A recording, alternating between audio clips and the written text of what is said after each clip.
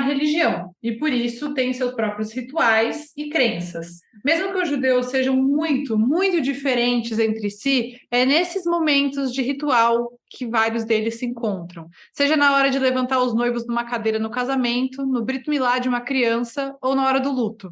Eu sou Anita Efraim, sou jornalista e fanática por futebol e esse é o E Eu Com Isso, podcast do Instituto Brasil-Israel. E eu sou Amanda Hatziri, estudante de psicanálise e pesquisadora de temas relacionados à cultura judaica e à sociedade israelense. Bom, nossa convidada hoje é a Natália Timmerman, que é psiquiatra e autora do livro As Pequenas Chances. E é justamente sobre o livro, o mais novo lançamento da Natália, que a gente vai conversar hoje. Seja muito bem-vinda, Natália, muito obrigada por ter aceito conversar com a gente. Eu que agradeço, muito obrigada pelo convite, Anita, Amanda, é um prazer enorme estar aqui conversando com vocês. Ai, que legal. Para quem está ouvindo a gente e ainda não sabe absolutamente nada, né, sobre o livro, sobre essa obra, fazendo um pequeno resumo, né, o livro As Pequenas Chances conta a história da Natália, uma mulher que está no aeroporto, indo para a Romênia encontrar o marido e os filhos, quando encontra um médico. E esse médico foi o responsável pelos cuidados paliativos do pai, dela, o Tuta, né? A gente já estamos nos sentindo íntimas aqui. E a partir desse encontro, a Natália vai revivendo lembranças do luto, né? Desse processo do luto até aquele momento, as lembranças do pai dela. Então, Natália, a primeira pergunta que a gente quer te fazer aqui, eu acho que é uma pergunta que surge assim, né? Eu acho que quem começa a ler o livro já começa a perguntar, mas essa Natália é a Natália autora, é uma personagem de ficção, então é você ou não? Começa contando um pouco pra gente dessa diferença aí. A resposta simples é não. Não sou eu. As Pequenas Chances é um livro de ficção, né? Se fosse um livro de não ficção, acho que até daria para dizer que sou eu. Mas é um livro que, assim, ele mesmo se assume como um livro de ficção no final, né? Acho que tem um desfecho que coloca ele inteiro num outro lugar. Um epílogo, na verdade, né? Mas é uma personagem que tem o mesmo nome que eu, que tem os filhos quase com o mesmo nome que os meus, só o Benjamin, que é grafado de um jeito diferente a pedido dele. Ele falou: tá bom, mãe, pode usar o meu nome, só quero. Não termina com N, termina com M, só para não ser exatamente eu. Falei: tá bom. Aí eu acatei o pedido dele, mas, assim, a experiência, o que eu posso dizer é que a experiência do luto e da dor pela morte do meu pai, ela é muito real. Mas para escrever esse livro, eu senti que precisava de um arcabouço ficcional, precisava de uma ficção que sustentasse o que eu queria dizer. E isso por muitos aspectos, assim, primeiro por uma estrutura narrativa que tensionasse um pouco, e porque, assim, por exemplo, tem uma parte, a segunda parte do livro, né, que tem uma parte que é narrada em algumas passagens que são narradas em terceira pessoa. Aquilo é curioso, porque aquilo aconteceu mesmo, né? A minha irmã, a segunda parte, é assim. A Gabriela, que é irmã dessa Natália, assim como minha irmã também se chama Gabriela, ela, quando descobre, quando é avisada que o pai está internado e está prestes a morrer, precisa voltar às pressas de uma viagem. Ela é engenheira naval e estava a 200 quilômetros da costa de Camarões quando precisou voltar. E aí, isso de fato aconteceu com a minha irmã. E ela me gravou muitos áudios contando isso, mas aí eu tinha uma questão: como eu vou narrar isso? Como eu vou narrar uma experiência que não foi minha? Então, o que eu achei, a solução que eu dei para isso foi a narrativa em terceira pessoa, né? Ainda que, e com registro de voz um pouco diferente da outra, né? Enfim. E acho que talvez a principal diferença entre essas duas Natálias, a Natália que narra o livro e a Natália que eu sou, é que eu vivi essa dor sem escrevê-la. Eu só fui escrever depois, né? No momento que eu estava vivendo a dor de perder um pai, eu só estava vivendo aquilo. Essa Natália do livro, ela está escrevendo, já é um momento de elaboração, já é uma outra coisa. Essa é das principais diferenças. Anos depois, eu até quero falar exatamente sobre isso. Foi muito difícil ler esse livro, Natália, não porque ele não seja maravilhoso, ele é, tanto que eu terminei de ler em 2, 3 dias, alguma coisa assim, mas em alguns momentos era tão doído que eu achava que eu ia sentir até uma dor física, porque eu, como você, Eu já quero chorar. Sou muito ligada ao meu pai, que felizmente ainda o tenho comigo. E a questão do futebol, que também é uma ligação minha com meu pai. Então, eu me encontrei, ainda tem outros momentos que eu vou falar sobre isso, e acho que a Amanda também tem muito a dizer sobre isso. Eu me encontrei em muitos momentos no livro, mas era muito difícil de ler. E se foi difícil de ler, eu fico pensando quão difícil foi escrever. Então, eu queria que você contasse um pouco como foi escrever esse livro sobre a morte do seu pai, uma pessoa a quem você era tão ligada. E só para contar uma curiosidade, quando eu estava fazendo o roteiro do podcast, a gente estava conversando sobre os temas e tudo mais, eu até fui no Google para ter certeza se era exatamente essa história de tão curiosa que eu fiquei sobre essas duas Natálias, sobre as verdades de cada uma, sabe?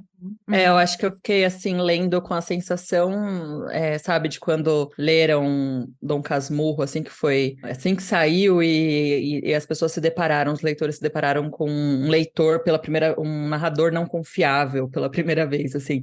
Mas como assim eu não posso confiar no narrador? Quem é o narrador, né? Enfim. Então foi uma experiência inédita, assim. Eu acho que bom, vejo isso como uma riqueza mesmo, fico contente, assim, né? Escritor é essa criatura estranha que acha bom quando as pessoas choram, sentem dor ao ler o E livro. só para complementar, tem uma coincidência, que aí não é coincidência, é você escrevendo, com um copo vazio, dessa desconfiança de que, nesse caso, eu não odiei a Natália, mas eu odiei bastante a protagonista de Copo Vazio. Então, quando você não ama o protagonista de um livro, você sente outros sentimentos, eu acho muito curioso, porque o mais tradicional é você gostar muito daquele protagonista, daquele narrador, né? Então, acho que tem essa coincidência de serem de sentimentos diferentes do tradicional quando você lê um livro nas duas obras. Mas olha, para escrever esse livro, eu escrevi os 2/3 dele, as 2 primeiras partes, 3 meses depois do meu pai morrer. Meu pai tinha morrido em março. Eu tinha ganhado uma bolsa para ficar 30 dias numa residência literária, só que eu não pude ficar os 30 dias porque o meu filho era pequeno e ele tinha 2 anos e pouco, imagina.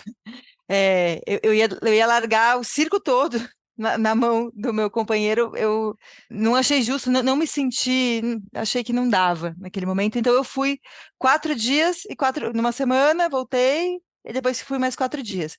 E nesses 8 dias eu escrevi as 2 primeiras partes. Foi muito intenso, foi muito. Acho que foi doloroso, mas não foi difícil, né? Quando me perguntam, por exemplo, eu lembro da primeira entrevista que eu dei na vida como escritora, sobre o Desterros, que foi meu primeiro livro. Me perguntaram se tinha sido difícil escrever aquele livro, que era sobre o meu trabalho como psiquiatra no hospital penitenciário. As histórias que estão tratadas ali são histórias difíceis. E eu não pude mentir, eu falei, não foi. Eu estava ávida por escrever. Foi fácil até, sabe? É uma coisa que fluiu. Mas, sim, eu escrevi chorando várias passagens. Então, mas foi uma escrita muito rápida, assim, sabe? Quase, dá para dizer, talvez catártica, ainda que eu não tivesse objetivo de elaborar nada escrevendo. Eu escrevi simplesmente porque eu precisava escrever. E aí depois a gente vai entendendo outros sentidos, né? E assim, no processo de edição do livro, o que eu percebi é que com o tempo eu fui me distanciando dessa dor tão em estado bruto que foi aquele tempo, né?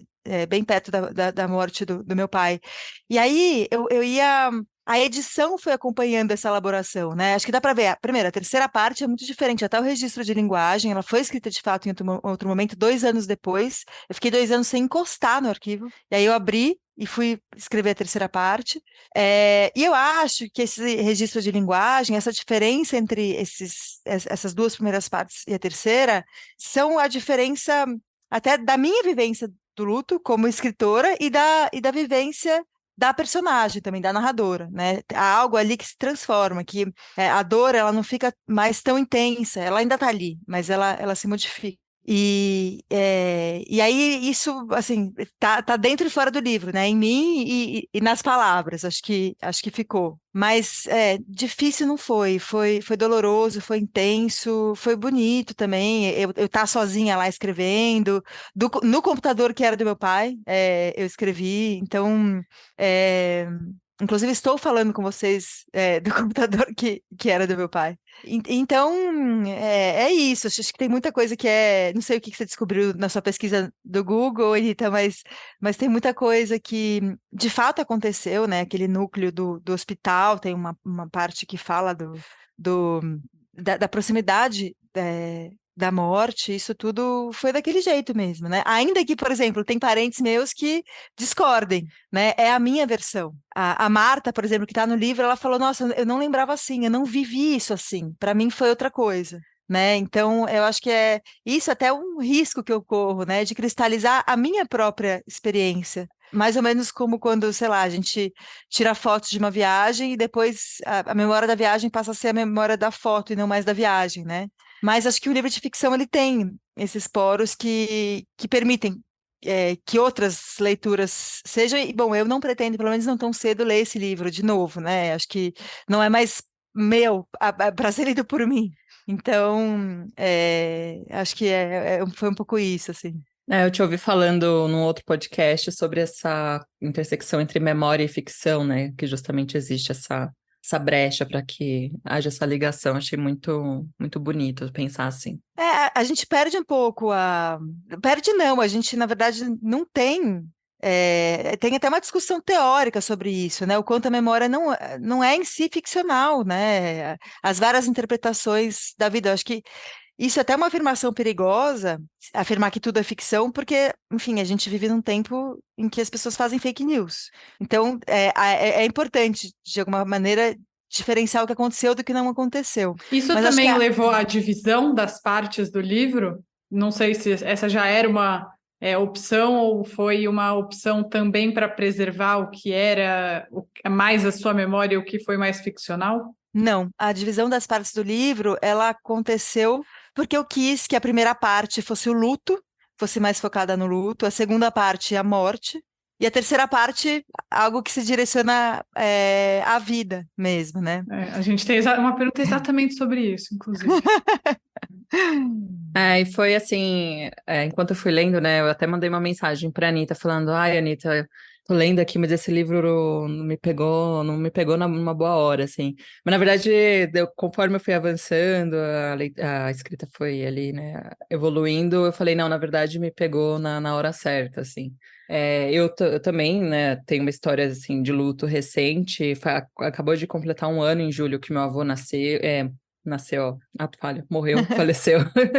Uhum. Mas, então, e foi um processo, assim, doloroso, assim, aí a gente, claro, vai lendo, fui encontrando várias coincidências, ele também morreu no mês em que ele nasceu, poucos dias antes do aniversário, aí eu fui lendo, assim, e me identificando muito com a coisa dos rituais judaicos, né, eu meio que antecipando, assim, aquela primeira parte que tem é muito descritivo e fala muito dos rituais em si, né, e eu já ia antecipando, assim, eu pensava: Nossa, quando eu li sentar a chivar, e aí eu lembro, nossa, que minha mãe sentou a chivar, e a família veio aqui em casa, e aquela coisa do ovo, do pão, tal. Aí na página seguinte eu lia isso, eu falo: Nossa, esse processo, assim, né? Fui um pouco revivendo também. E é isso, né? Quando a gente pensa, ler você também trazendo mais para esse lado, assim, até um pouco mais distanciado, né, da nossa própria vivência de luto.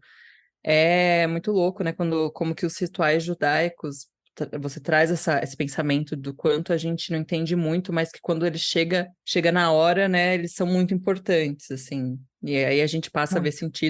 sentidos que não existiam para a gente antes. Queria que você comentasse um pouco, da sua conexão com a religião judaica antes do luto, durante o luto e hoje, assim, como que foi para você, Uhum. essa vivência? A minha família é inteira judaica, quer dizer, os meus antecessores. Acho que agora eu casei duas vezes com dois não-judeus. eh, Misturei um pouco os genes tão judeus askenazi que eu tenho, assim, 86,5%. Eu fiz aquele teste genético, isso até tá no livro, né? E eu cresci, meus pais eles eram não muito seguidores assim da religião, mas a gente ia no Yom Kippur, no Rosh Hashanah, na colônia de férias judaica. Eu cheguei a estudar alguns anos, pouco tempo, mas cheguei a estudar numa escola judaica e fiz bat mitzvah. Então eu tive uma vivência judaica até, né? Mas aí na adolescência, fui me afastando e me afastei muito quando a minha mãe virou ortodoxa. Meus pais se separaram e minha mãe foi se tornando, entrou num processo de ficar ortodoxa. Natália, obrigada, porque eu passei o livro inteiro me perguntando o que tinha acontecido com a sua mãe. Eu não ia perguntar hoje, mas obrigada por isso, porque eu Eu vou queria falar, saber. não, eu vou falar, ela não está nesse livro, porque o próximo livro vai ser sobre ela. Ela aparece muito pouco, mas quando ela aparece é importante, inclusive o título, As Pequenas Chances, vem de um trecho que eu falo dela, né? O final no epílogo do Alzheimer, ela tem Alzheimer, e foi muito doloroso também, porque bom, eu vi um anacronismo muito grande, assim, de essa coisa adolescente, é, minha mãe seguindo com afinco assim os rituais religiosos, andando de elevador no Shabat, reformou a cozinha, fez duas pias, dois fogões, duas louças para cumprir. Gente, se eu falar alguma bobagem, vocês por favor me corrijam, tá? Mas para cumprir a kashrut. E aquilo ia me assustando, me distanciando dela, assim, sabe? Era muito diferente do que eu vivia, me parecia uma coisa completamente fora do tempo. E isso se acentuou de um jeito muito doloroso quando ela começou a perder a capacidade de cumprir os próprios os rituais por conta do Alzheimer. E isso vai estar no próximo livro, né? Por exemplo, eu lembro de uma cena em que eu cheguei na casa dela, ela tinha comprado uma bandejinha de comida japonesa no sacolão, coisa que jamais aconteceria, e tinha um camarão. Aí eu olhei aquilo e falei, nossa, mas minha mãe comprou um camarão, ela esqueceu que ela não pode comer camarão. E aí o que eu fiz? Eu comi, para não deixar ela comer, para que ela pudesse, naquele instante, é, pelo menos ali naquele momentinho, continuar seguindo o ritual que era tão importante para ela, assim, sabe? Para mim não fazia o menor sentido, mas para ela sim.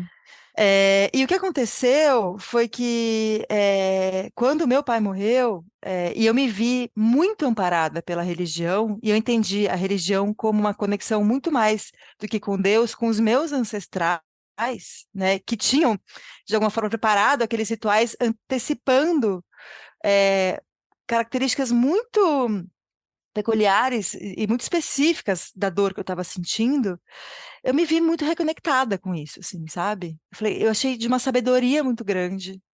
Eu entendi a importância da existência dos ortodoxos como se fossem é, um repositório dessas tradições, né? Como se eles guardassem uma tradição que quem quiser se aproximar retira, vamos dizer assim, o quanto quiser, né? Foi o que eu fiz. E me senti, nossa, cada um deles, o significado de cada um deles ia me parecendo muito sábio, assim, sabe? Essa coisa de chegar do cemitério tem que comer. Eu acho maravilhoso isso, porque senão a pessoa ia estar sem comer. Você pode colocar toda a simbologia do ovo, mas assim, a pessoa precisa se alimentar, simplesmente. Ela precisa seguir regras, ela precisa.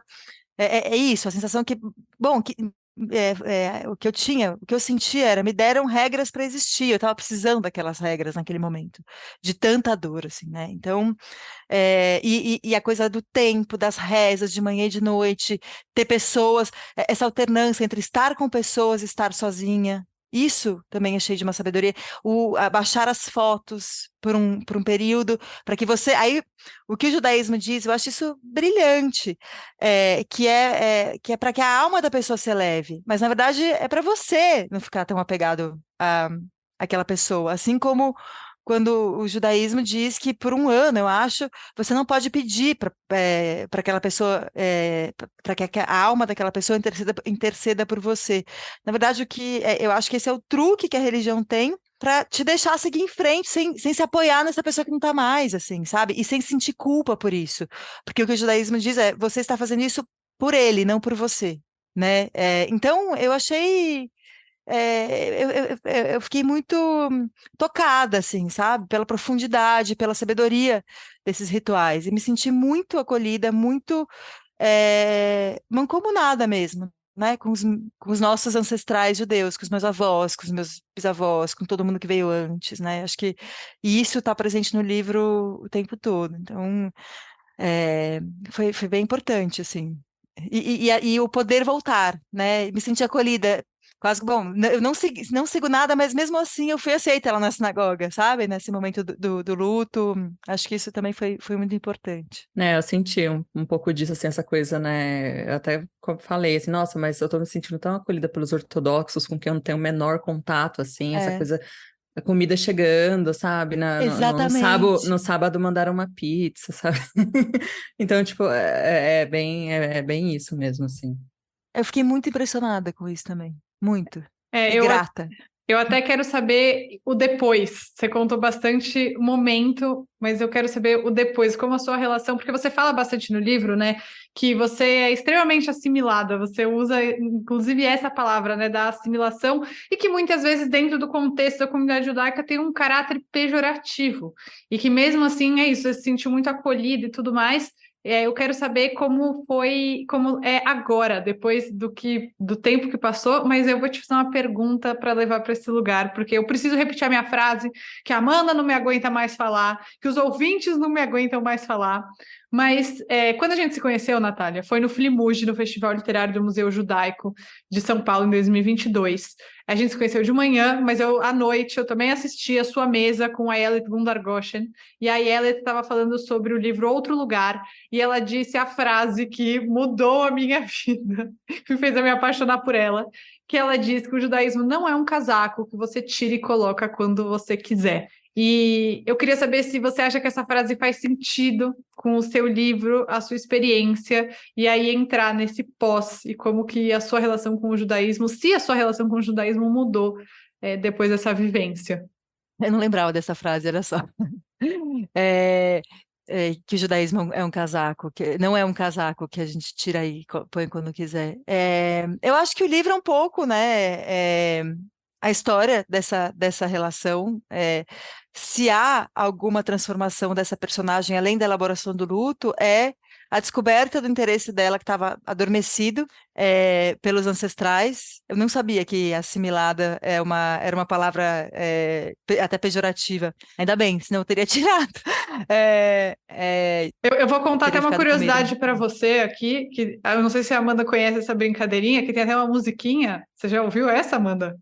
Que eu não vou cantar, eu vou recitar para vocês, que é o seguinte: assimilação, não entre nessa fria, case com a Sara e esqueça a Maria. Meu Deus. Então, assim, essa é a Até minha primeira engasguei. lembrança quando a gente fala de assimilação, eu lembro destes singelos versos.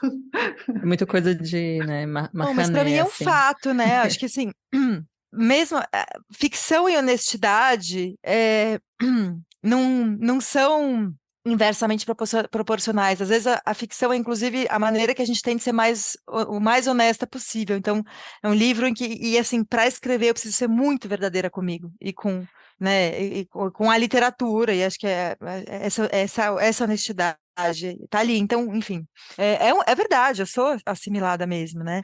Mas eu voltei a frequentar, não assiduamente, mas ano passado, por exemplo, eu fui no Rosh Hashanah, na sinagoga. Eu não tinha, eu vou às vezes, né? Eu participei, sempre que é um evento de alguma coisa judaica, que eu recebo convite, por exemplo, eu tinha recusado um evento numa sinagoga esse semestre, aí eu falei, não, talvez eu queira, sabe assim? Acho que. É isso, sei lá, eu fui no Bat Mitzvah da filha da minha prima faz 2 semanas, e nossa, aquela coisa de dançar, de ir na sinagoga, de ver meus filhos olhando isso, né? Os meus 2 filhos fizeram. Não sei qual que é o plural, o bris, né? Ambos são circuncisados. Então, assim, tem algo que tá ali mesmo, né? Que não dá para escapar. E acho que o livro também é essa história, né? Da descoberta da ligação com a religião e da ligação com os antepassados. Sim, Ainda que a última Ainda que a última frase do livro seja justamente que não há caminho de volta, né? Bom, e sem querer dar spoiler, né? Vamos evitar aqui spoilers do livro.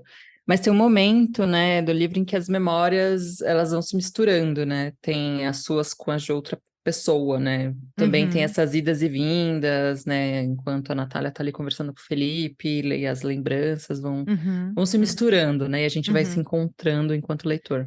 Como que foi para você, né, no seu fazer literário, misturar essas matérias-primas para a escrita sem criar uma ruptura, né? Porque a coisa flui, né? Não tem Uhum. uma quebra, por mais que haja essa divisão em três partes.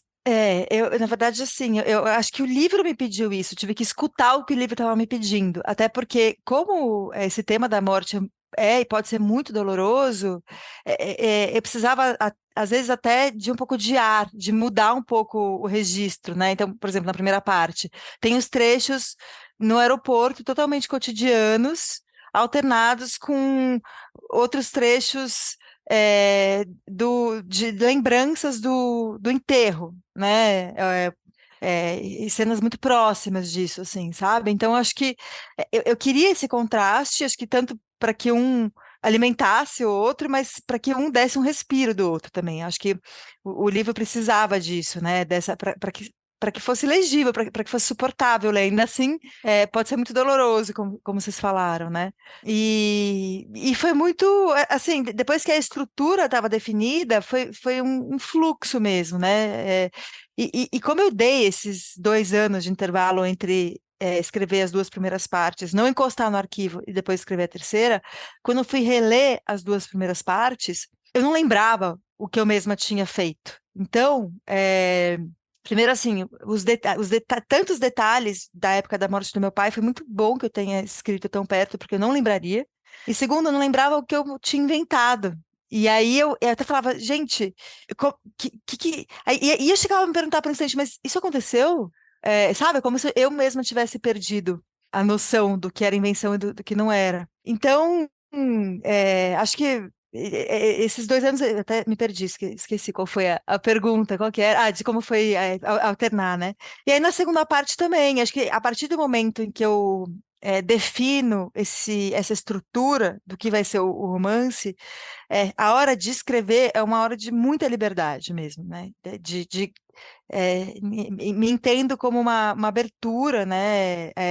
Que dá passagem para a escrita, né? E isso não é sempre que acontece, quando acontece é muito bom. Mas acho que nesse livro isso aconteceu muitas vezes, assim. Então é, foi bem interessante esse respiro que o livro teve para eu olhar ele depois e quase como se eu pudesse ver ele de fora. E a terceira parte? É engraçado. Spoilers. Foi a parte mais difícil de escrever, eu acho. É, mas a que eu demorei mais para gostar e hoje é a parte da qual eu mais gosto. Quando no processo de edição de um livro, eu preciso ler e reler muitas vezes, muitas, muitas, muitas, muitas vezes. É uma coisa meio absurda, assim, sabe? E aí essas releituras, elas vão acontecendo com uma velocidade meio vertiginosa, não é exatamente uma leitura, é quase é, sei lá, deixa eu pensar qual é a melhor palavra. Eu usava deglutição, mas também não é deglutição, acho que é até a coisa acaba entrando pela pele, não pelos olhos, assim, sabe? A gente vai se amalgamando com o livro mesmo. E aí eu fui gostando mais e mais da terceira parte, assim, sabe? Achando que ela fazia mais sentido, e achando as primeiras partes, acho que até por conta do meu próprio distanciamento do luto, da época da morte, ela não parecia um sofrimento excessivo. E aí eu fui até mudando algumas coisas, sabe? Então, é, foi a parte da pesquisa, né? Eu tive que fazer uma pesquisa mesmo, ler sobre isso, né? E uma pesquisa que a impressão que deu é que ela seria infinita, que há muitas coisas para ler, que não fui capaz de ler tudo que eu gostaria, que eu tenho, enfim, mas foi a pesquisa possível, assim, sabe? Porque também eu acho que esse romance, ele é mais do que a história dessa pesquisa sobre os meus ancestrais, a história das lacunas também, que eu tenho, e que eu sempre tive e que eu sempre vou ter. porque, enfim, meu pai morreu, eu não consigo mais perguntar para ele o que ele sabia sobre a nossa família, eu já não consigo mais perguntar para minha mãe. Eu acho que esse livro ele surge dessa impossibilidade, né? E que para mim, que sou essa judia assimilada, e que por muito tempo fui desinteressada da história da minha família, eram muito grandes essas lacunas, só que são lacunas que existem da própria história, né?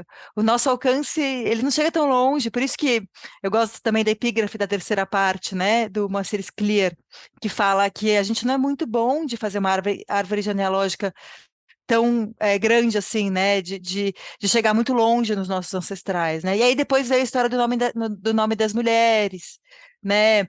O quanto alguns troncos dessa árvore genealógica eu nem sabia que faziam parte de mim, porque o sobrenome delas tinha sido apagado.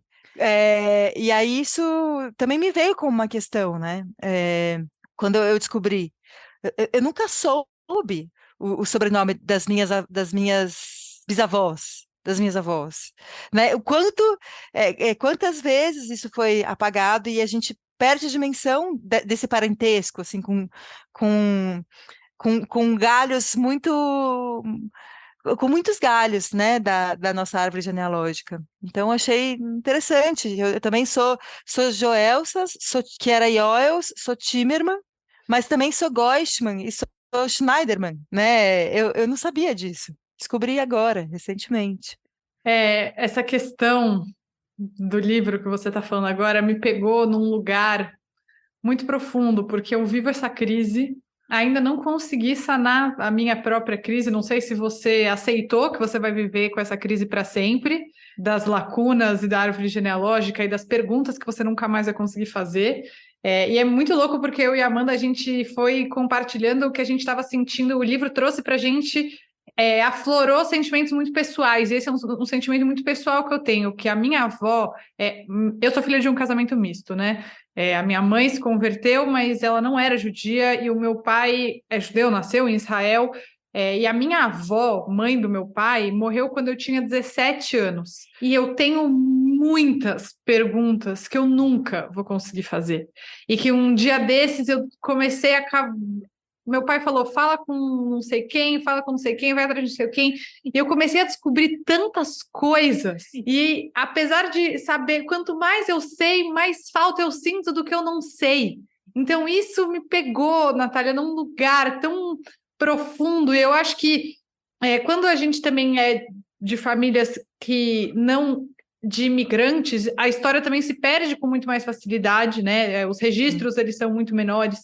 Então, juro, foi uma coisa que minha cabeça, e eu lembro de conversar sobre isso, eu já te contei isso no caso, não sei se você lembra, mas nesse dia do Filimuge, você leu uma parte do livro, e essa Sim. parte do livro falava sobre isso, e eu falei, meu Deus, eu preciso ler esse livro, porque eu vivo esse processo também, das perguntas que eu não fiz, e é muito doloroso, mas eu não sei nem se eu tenho uma pergunta para te fazer, mas eu queria te falar tudo isso, sabe?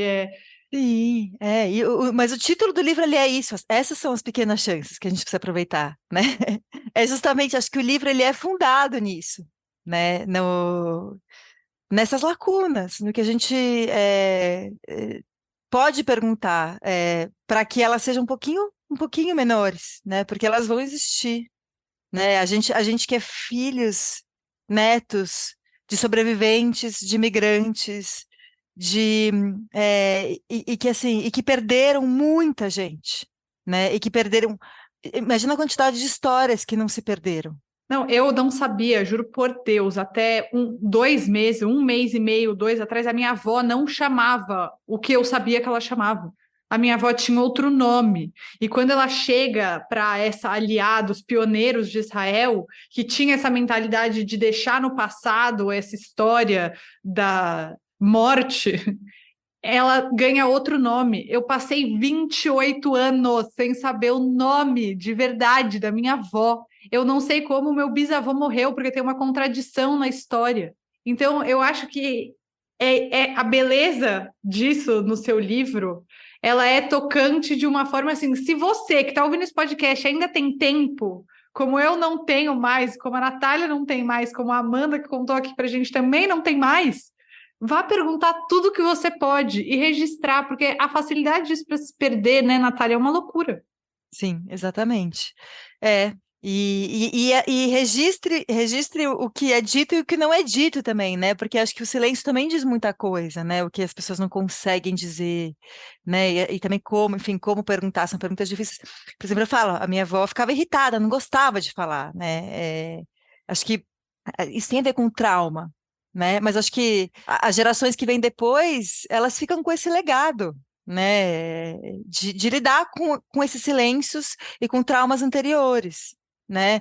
Tem um conceito muito bonito de narrativa de filiação que eu tomei conhecimento quando eu estava já no processo de escrever esse livro e me encantei por esse conceito.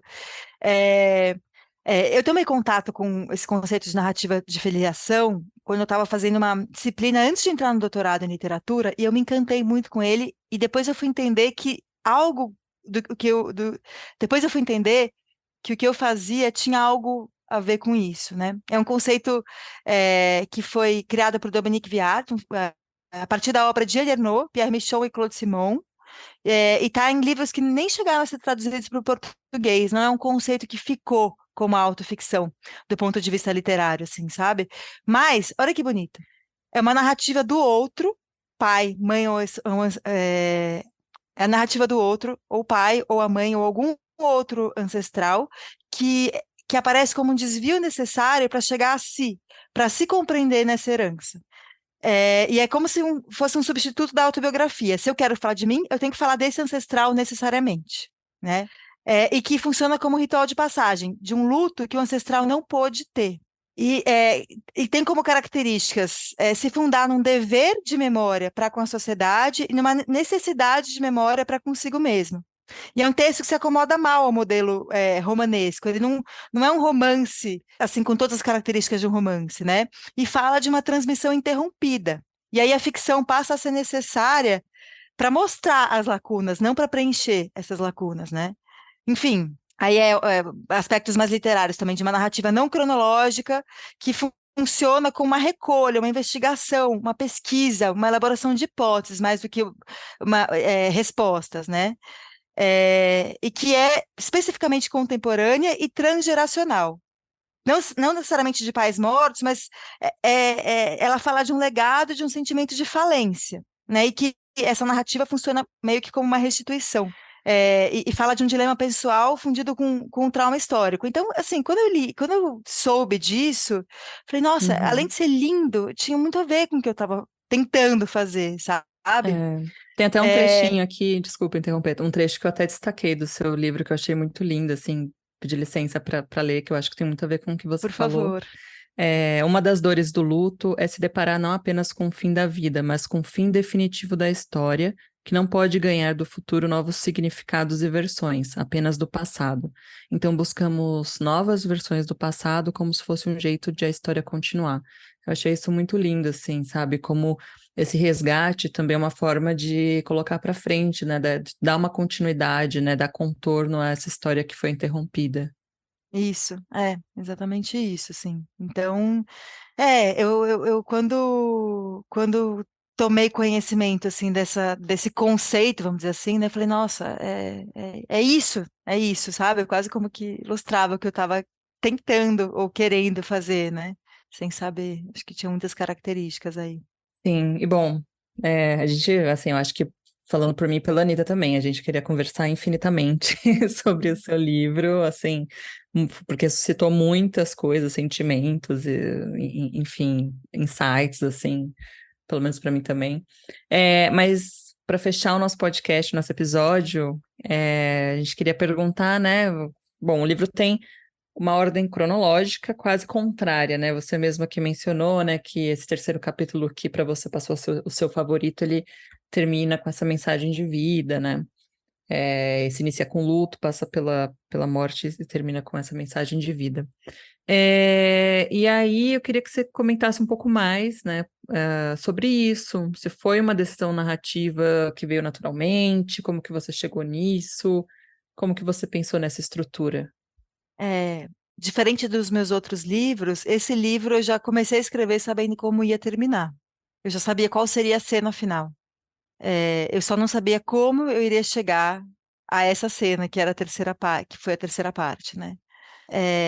Mas a estrutura, ela já me veio assim, né?